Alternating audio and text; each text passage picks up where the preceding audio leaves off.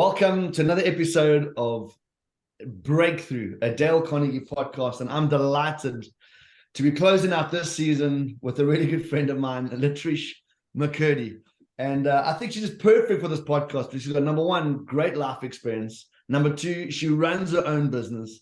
Number three, man, if you talk about challenges and having a positive outlook and just being inspirational, I really think you're going to find that from Latreash. So without further ado, Latreash, I've got to tell you, I'm thrilled to have you on our podcast today.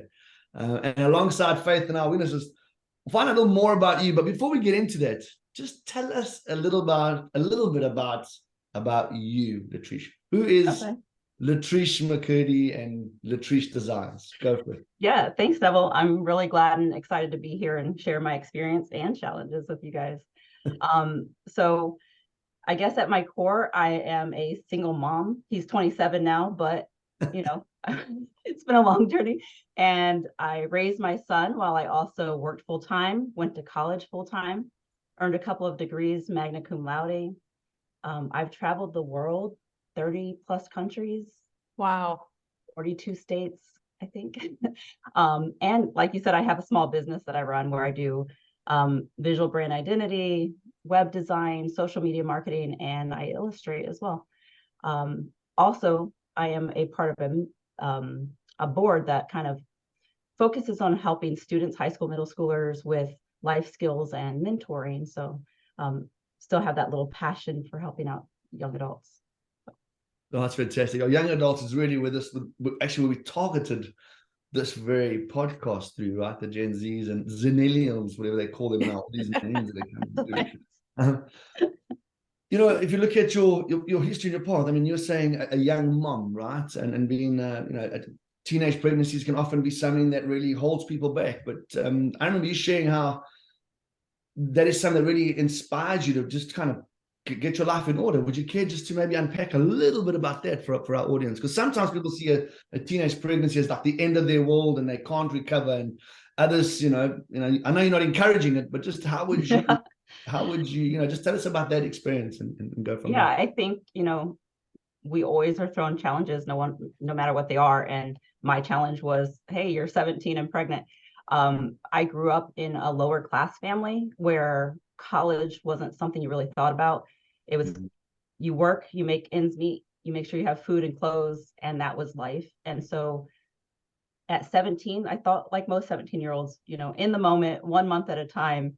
But I think the breakthrough or the wake-up call for me was finding out I was pregnant in my junior year of high school. Like you said, a lot of people may have dropped out of school or just kind of fell into the statistics. And I think for me, that moment, finding out I was pregnant and doing that alone with support of my family, but mostly alone, was kind of an eye-opener and helped me see life a little bit differently. I thought, I guess, to myself that if I'm going to have a kid at a young age, I want them to have like a sense of ease in life that I didn't have. And so all of a sudden I got focused, and yeah, I just graduated high school early, actually. I took a bunch of summer courses and I was able to finish high school with my senior year going for one semester for 2 classes, and then I was done. And then I got busy applying to university. So I went from not seeing a future, not thinking about a future, to, okay, time to move. You got 9 months before this baby comes and you got to get it together. So. The word conqueror comes to mind whenever I'm hearing you speak. That was a huge pivotal moment in your life where you decided, and it was all about choice, right? You decided to turn this challenge into something that wasn't going to define you in the way that it could others, right? But it would define you in a way of like an overcomer and a conqueror.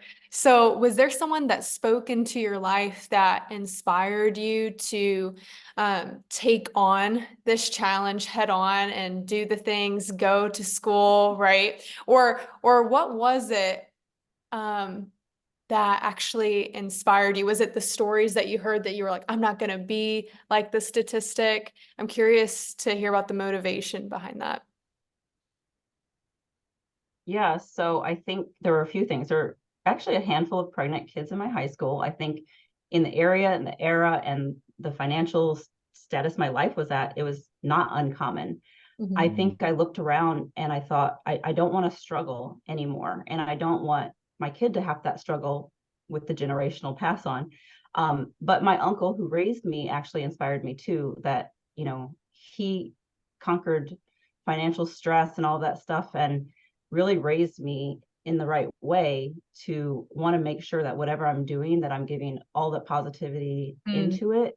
And it was almost the challenge was almost kind of like, not that I want to conquer it, defeat it, but embrace it more Yeah. and say, okay, this is the next step in my life. This is where my life is taking me.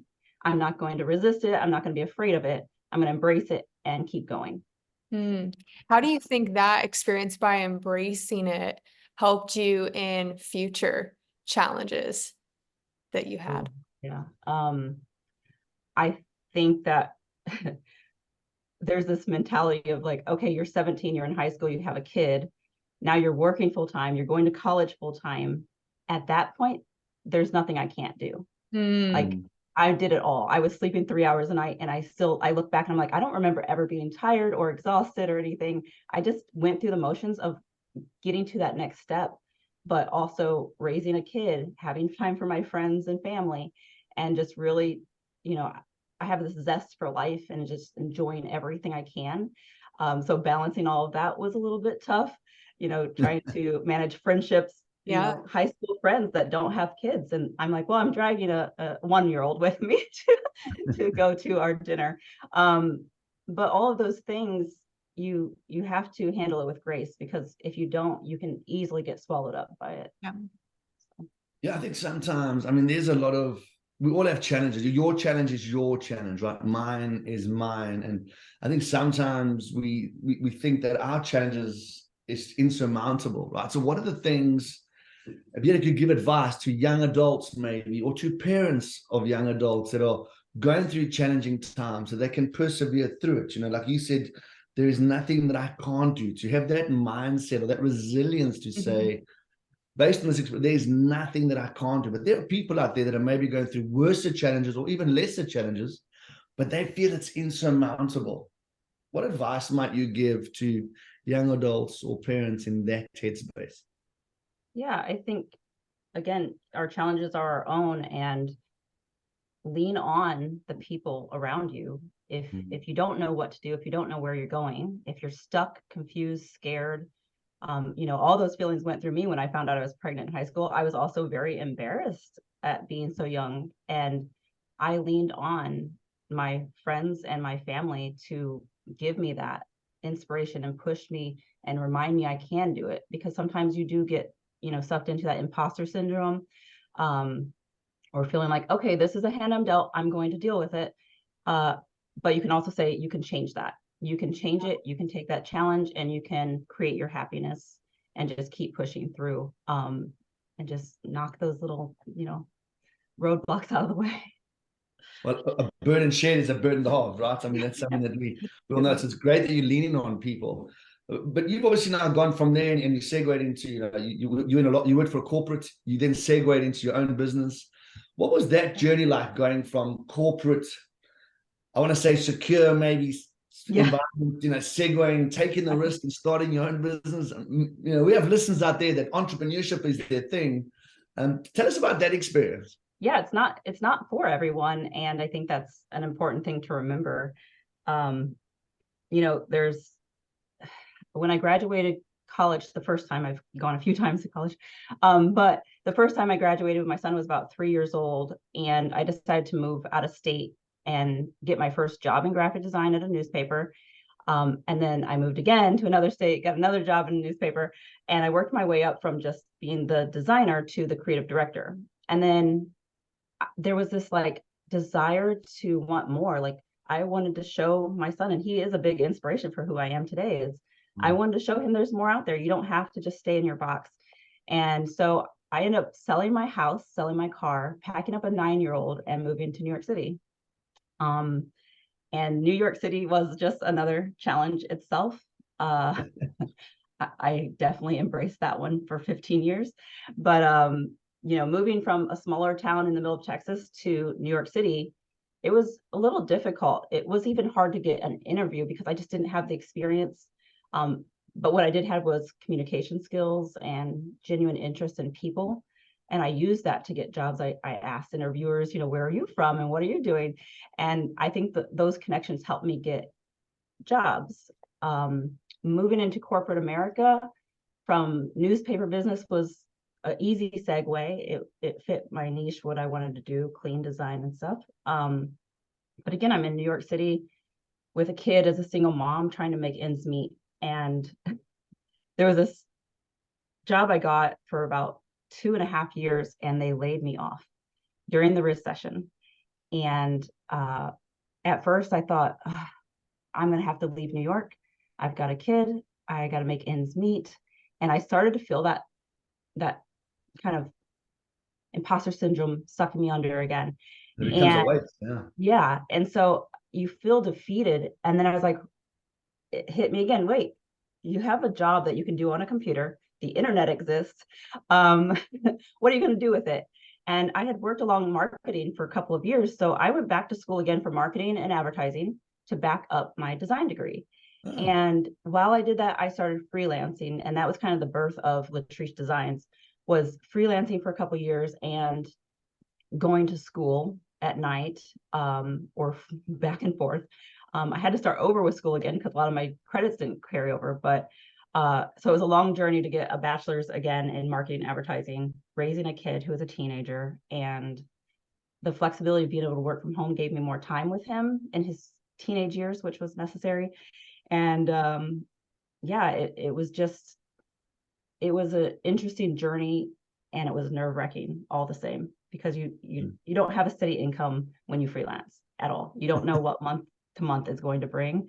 But that same kind of push that came when I was pregnant came at that time of, okay, let's do this. You're going to do it and you're going to succeed. And if you don't, there's options.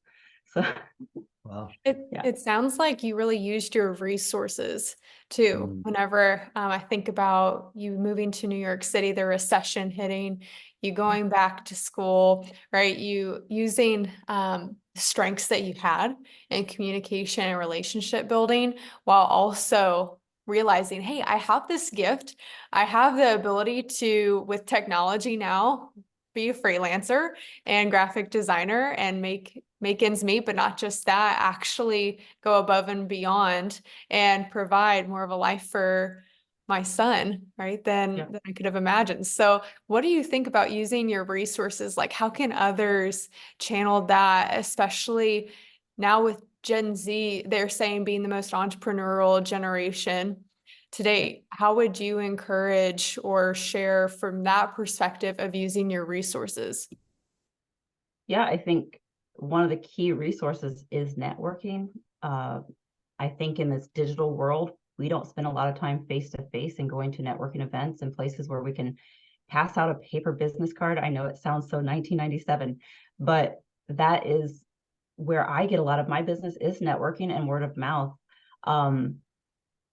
Your resources are there for you, and a lot of people may even get embarrassed or shy to approach someone and say, hey, I'm having a hard time finding a job in this. Do you know anyone in this area? Or, hey, I'm looking for clients for this type of product. Do you have anyone that I can work with?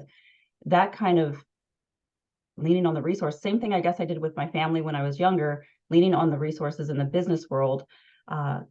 Building up your communication skills, very important. It's really important to get in there and show confidence when you're talking to someone and not fidget, put your hands in your pocket. Show interest in the people, like I did with my interviewing skills, having that conversation, which Dale Carnegie teaches a lot of actually too. So hey, shameless plug. Thank you. Appreciate that. Yeah. But it's those little skills. I think sometimes we downplay those little skills. Just to Faith's point, we've got these Gen Z's going to be the most entrepreneurial. They want to start there. But in my experience, being in North America, there's a strong drive for entrepreneurship being encouraged at colleges, being encouraged at high school, which is something I really love, but it can also be a challenge, right? Yep. And there might be people that are coming to start their own businesses. Now, you segued into your own business. What do we tell these Gen Zs or millennials even, or even the Zennials, right? What do we tell them to say, hey, man, focus on your passion, drive, whatever challenge? What would you say to them if they hit these challenges? And what would some of the things be as a person running their own business now? What would you say to them to keep them leaning on their strengths and taking advantage of their resources? What would you share? Yeah, I guess one of the things would be that your dream is your size. It's not someone else's size. So some people say, dream big, go out there, get everything. For myself, I am just myself working at my business, but I contract out. I might need a copywriter or something like that. So I will contract out for someone to do those jobs, where other people might want a 12-person agency and to be the boss and sit back and collect the cash. But I like the doing part. So really, like, your dream can be sized to your own happiness. And don't try to go outside of that, because you might not find happiness there. And then scaling back doesn't mean failing. It just means change. Yeah, I think as far as the resources again go, is like, if you don't utilize the resources, someone else will. So utilize them, get in there before somebody else takes that resource away. Like I said, networking, that type of thing.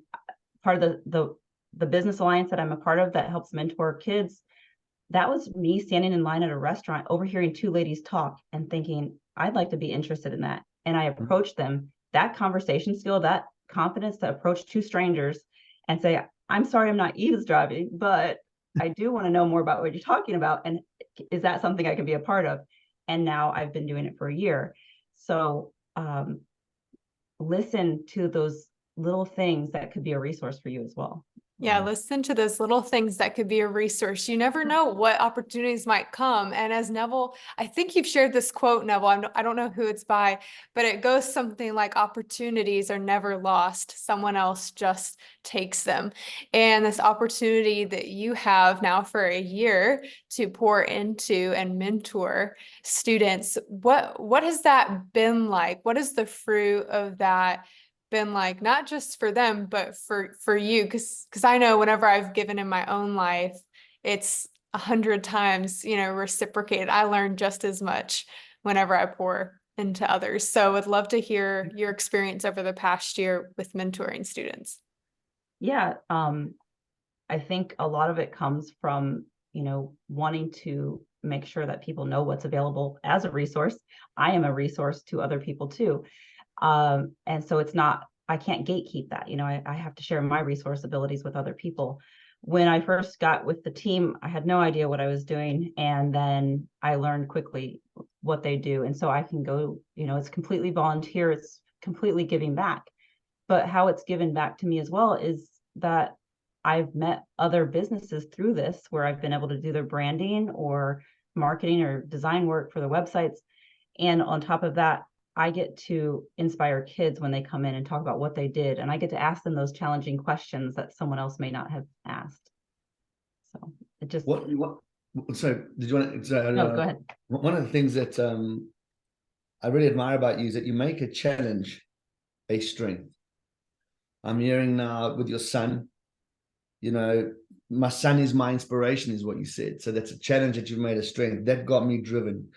You had this recession, you're furloughed, or and then you had to, the birth of Latreash Designs comes into effect, right? So you got these challenges that you're really aligning. So if you think about a breakthrough that you had, if you could pinpoint something that would say, man, this is the breakthrough I had, either from a support person, a family member, or just an attitude or a mind shift, what would you say, looking back over the last however many years, would you say, man, this was the breakthrough or the helping hand or the thing?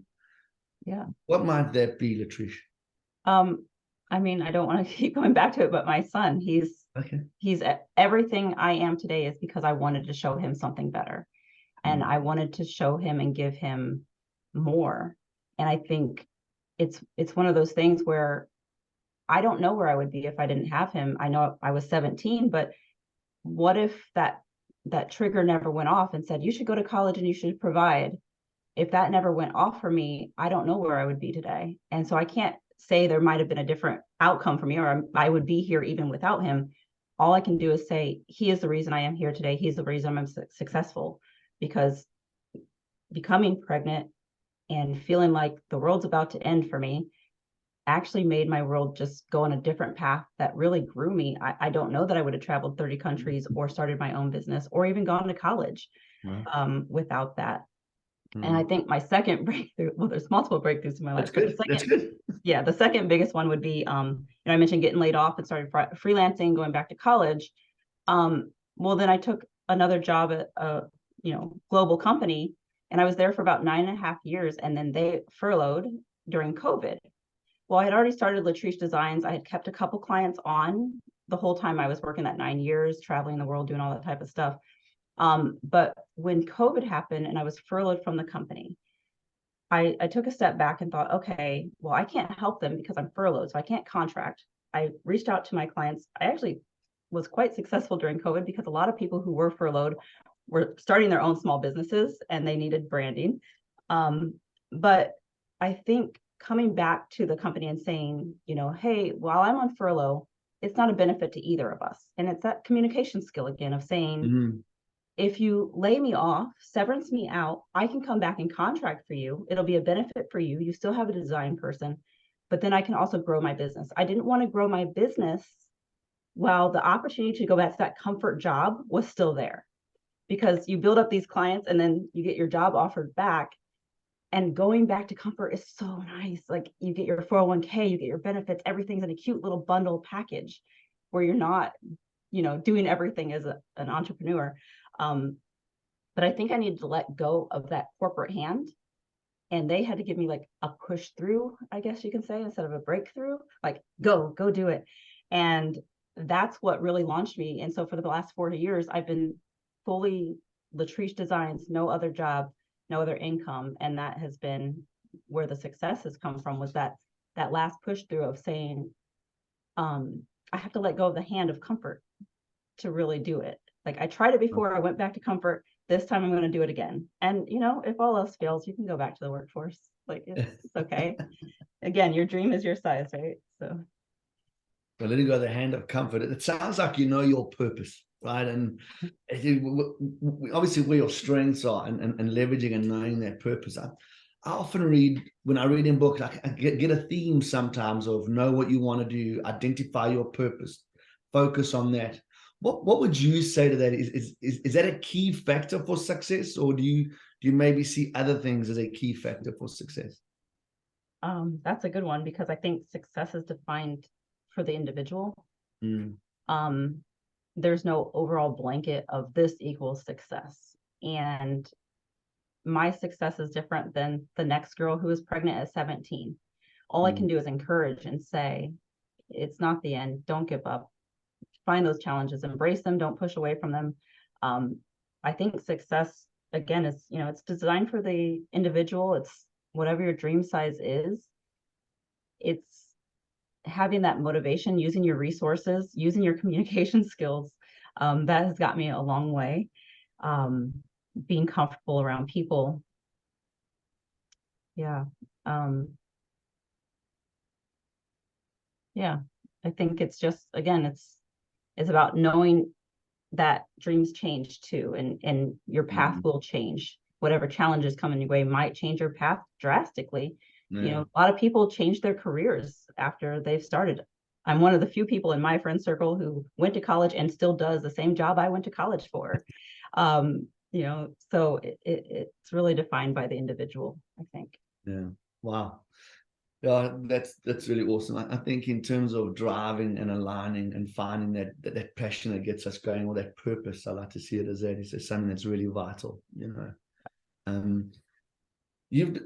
You said something that I think really resonates with me. Is our success is defined by how we map and how we plan that success. And there are a lot of parents maybe that are, I want to say, forcing or strongly urging their kids to study a specific thing that might not be a passion filler, or maybe there are parents that are trying to drive or force their kids to do something that they don't want to do, or maybe there's a young adult feeling obligated to study something that they feel please their parents. And you put a lot of emphasis on communication.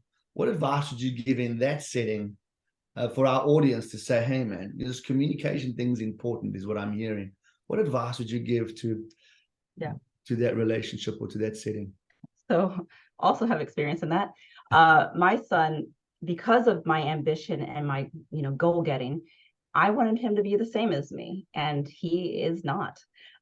He is a live day by day person, and whatever happens, happens. I'll figure it out. I forced him to go to college. He dropped out. I said, well, pick a college you want and go for that. He went to another college and he dropped out with 2 months to go for culinary. And he'd probably be mad I'm talking about this, but he dropped out twice because I was forcing it. I was forcing him to eat what I was eating. And he, at this point, was a young adult. And I think it's important if I would have taken time to sit back and listen to him and what his needs are, what his desires were, what his path might be. He may not have known what his path was. He was just going for what was comfortable. Okay, I like to cook. I'm going to go to culinary school. I'll do that. And because I was forcing him to make a decision to go to school for these things, I think that pushed him back on me. So the moment I let go and said, well, what do you want to do? How much time do you need to figure that out? But also let him know I'm still here to support you, even if it's not my, push or path for you. Because at some point we have to remember they're different people. It's a whole different human. And now he's a certified dog trainer. He's at a doggy daycare, and it's like I've never seen him so happy. And that is the key. It isn't go to college, be successful, do all these. I mean, those are great things. But seeing how happy he is, and now he's texting me, he's like, I think I want to go to vet school. I think I want to do these things. I stepped back and let him choose his path instead of forcing him down the path that I thought was right. Wow. Hope that answers the question right, but yeah. It does. That's so beautiful. And it's comforting, sure, when young adults know that their parents are supportive of them and ask the question of, well, what do you want to do? I'm going to love you either way, support you, right? Just having that comfort and knowing that, man, like my parents have my back. They love me. They're gonna support me in whatever I choose. If we can have that idea towards maybe the new generation, if they want to do off the wall things, maybe not the traditional, going step by step, right, of what has been defined as success in the past.